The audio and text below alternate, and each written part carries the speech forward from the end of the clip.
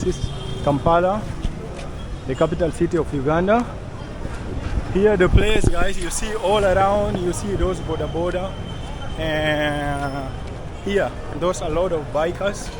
You see them around here, guys. This is what they call it, boda. You can see on my right side the main and the major, which they call it boda. You can see, guys, on my right side or in front of me, it's all what they call it boda. This is the major way of transport here in Kampala, guys. Like, this is the easiest.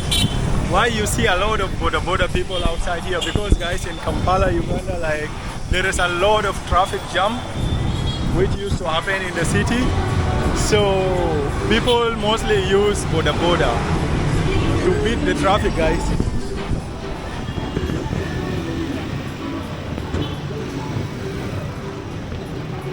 And second thing, guys, people love music here. You can see, like, people love everywhere. You'll find them enjoying and playing music.